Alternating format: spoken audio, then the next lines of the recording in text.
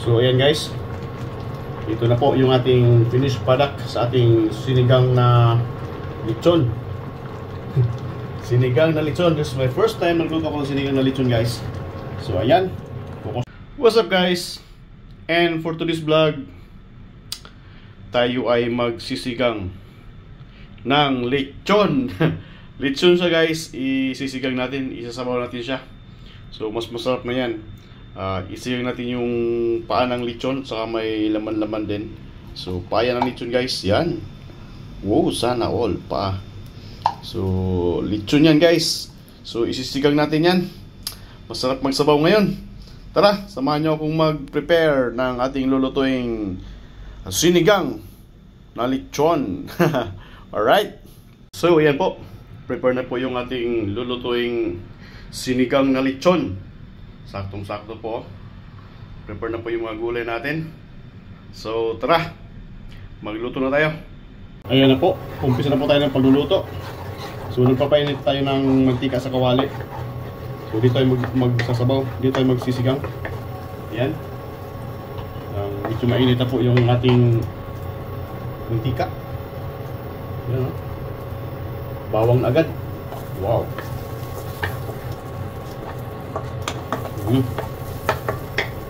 Hindi natin na ano yung bawang natin, malaki. So pwede na yan. Ayan.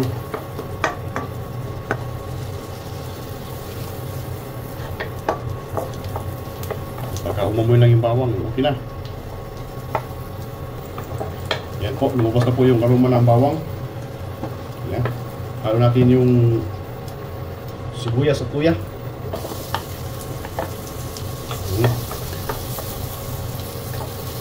Yan, mikos-mikos.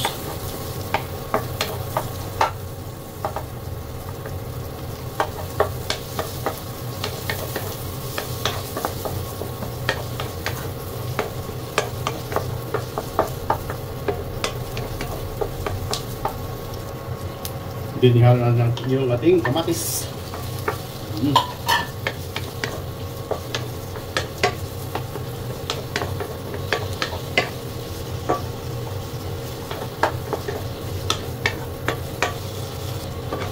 Ayan, malambot na yung ating mga ricado.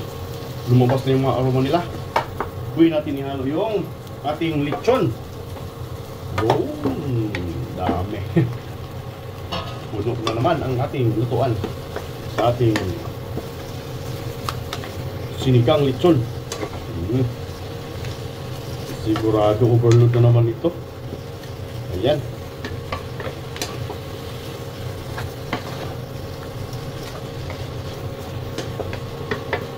Overload na naman yan.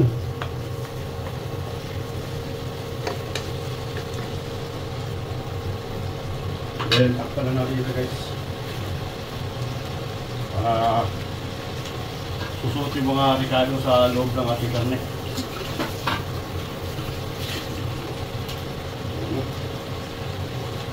Takpan muna natin. Yun. Ayos na, okay na. Pwede na to. So at this point guys, magsasabaw na tayo. Lalagyan tayo ng tubig.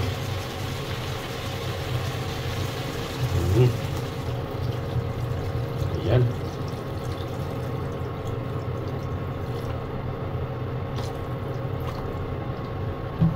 Mabalog na naman yan. Then, maglalagay tayo ng ating favorite tanglad at saka dahon ng laurel. Ayan. Ayan. Dahon ng laurel in the house. Okay, mabango na yan. Alright, ayan.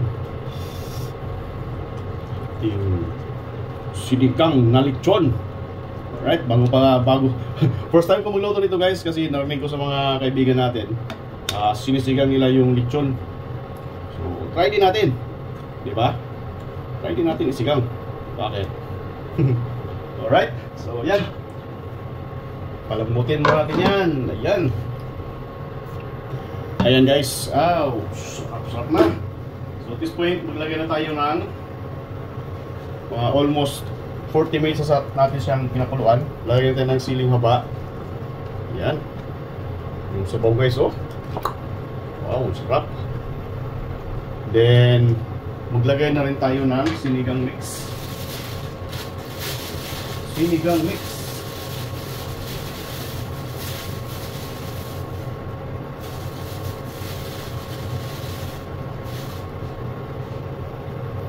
So, ayan. Yung sinigang mix natin. Oh. Ayan. Ayan. So, mikos-mikos lang natin. Alright. Ayan.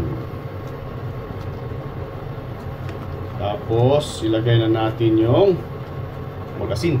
Wala. Salt. Salt, salt, salt.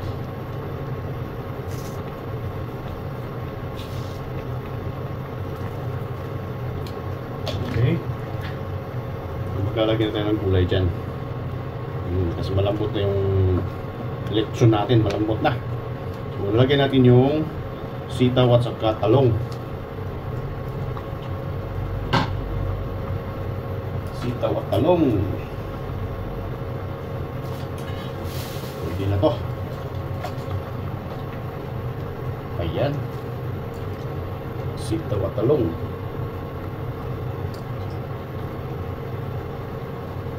Overload na naman. Okay. And then pagka kulo nito, natin yung okra. Mas madaling maluto atin yung okra nito. Kung sabay-sabay na to. Parang sabay-sabay na siguro to sa okra.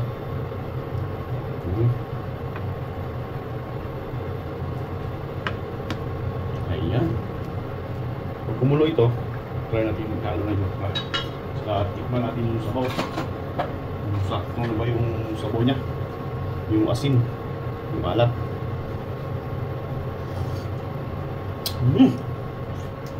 Panalo. Kunting asin lang.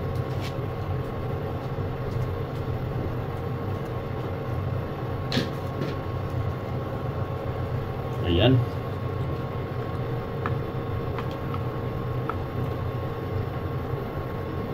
So saglit na lang ito guys. Halo natin yung okra. Ulit, ipayan natin yung sakto bang timpla. Sarap naman. Grabe na to. So ayan, dahil kumulo na siya, tirahin natin yung okra. Ihalo na natin yung ating okra. Yun. Ito natin guys. My favorite gulay okra. Advice ng ano lang guys ha, nasa inyo yan po yung okra kung haluan nyo yung sinigang nyo. Sa akin nilagyan ko talaga ng okra. Ayan, pagkatapos nito, mga 3 minutes, ihalo natin yung ating Chinese pitsay. Pitsay pala, hindi Chinese. Hindi sa Chinese pitsay, pitsay lang. Oh yeah. Yan.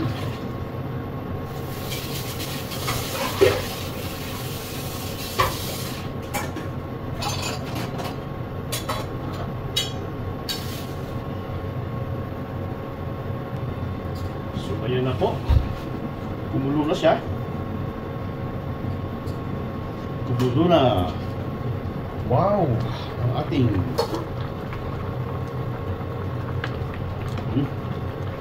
gamitin yung sandok kasi hindi na dapat. Wow. Yun. So yung ito. Kaya yung ano? So at this point guys, maglalagay na tayo ng yan. Pitsay. Wow. Loaded na naman.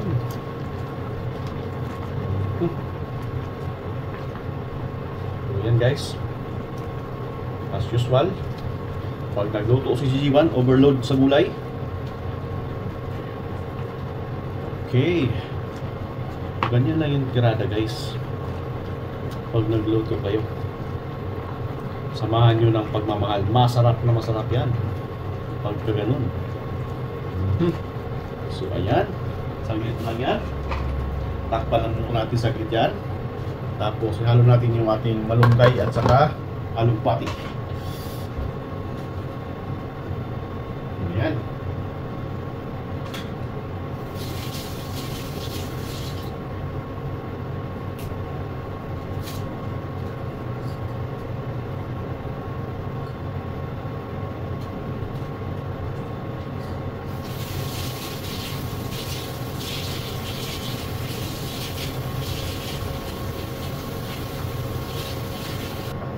So at this point guys, yan. Grabe na yung resipin natin. Halo natin yung alugbati at saka malunggay. Yan. Alugbati natin at saka malunggay. So mga gulay natin guys, puno-puno. Loaded na loaded. Ayan, simpleng gulay lang oh. Pero net. Lug-lug natin ito para mas madaling maluto. Ayan.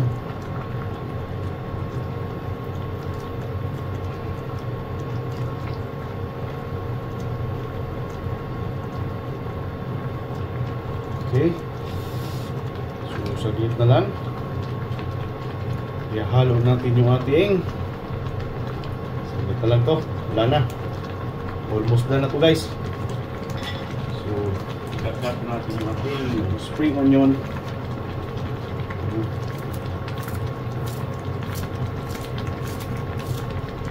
Spring onion in the house. Okay. So, na siya guys. Pag nahalo na yung spring onion natin, ibig sabihin yan, we're done. Tapos na po yung ating cooking session. Ayan. Sarap naman nito.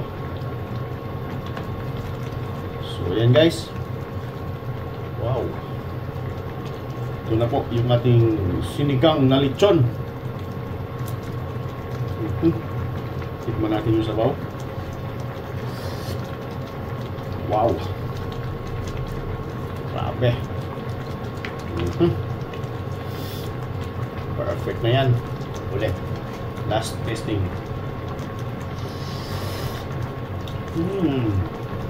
Oh. Perfect.